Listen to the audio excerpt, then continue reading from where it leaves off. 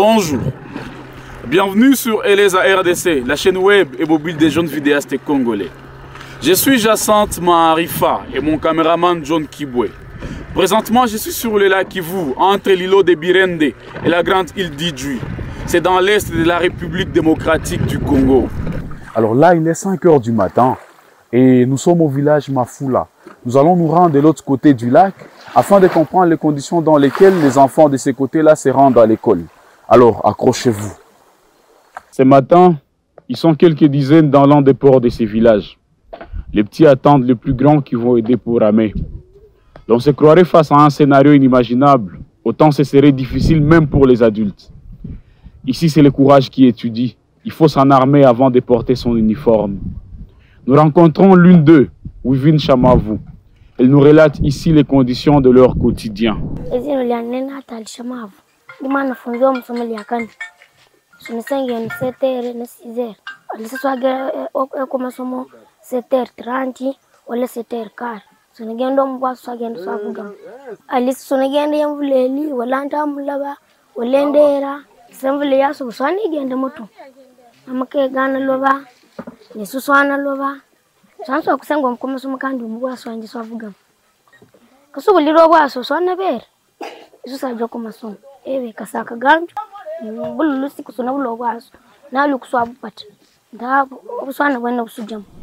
La même peine est partagée par les parents. Beaucoup de leurs enfants sont ceux qui ne peuvent se rendre à l'école. Les parents s'inquiètent de leur avenir et en même temps se plaignent du délaissement dont ils sont victimes. Pour comprendre la situation et leur ras-le-bol, nous rencontrons le chef de village Basimane Kavuli qui nous la relate. Éducation iko ndani haitembee mzuri zaidi hapa kukisanga ya Birende, quartier ya village Mafula.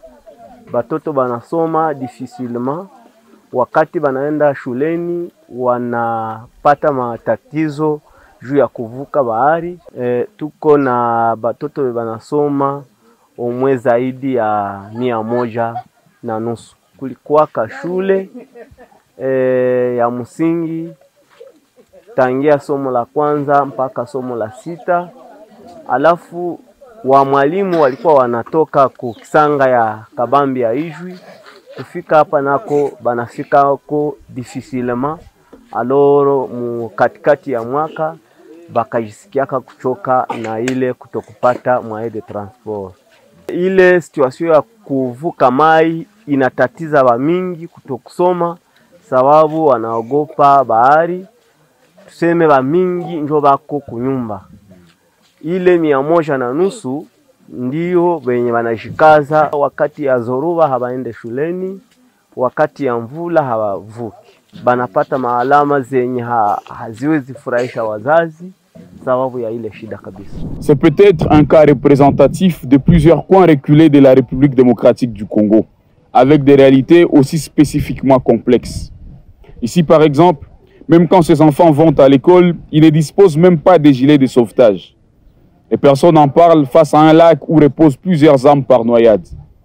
Mais comme toutes les fois qu'on les approche, les victimes de cette situation ne manquent pas de lancer un cri d'alarme aux autorités, chacune en ce qui la concerne.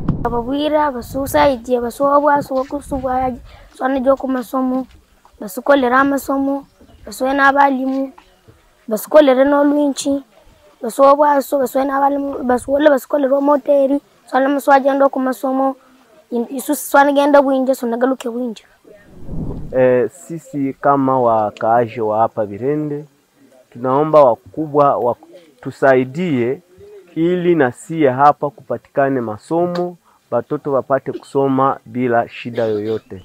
Alors beaucoup de défis dans ces pays, mais celui-ci concerne l'avenir. Les relever permettrait de sauver la scolarité de plusieurs centaines d'enfants qui ne vont pas à l'école, mais également d'améliorer les conditions de celles et ceux qui prennent les risques chaque matin de traverser les lacs pour aller à l'école.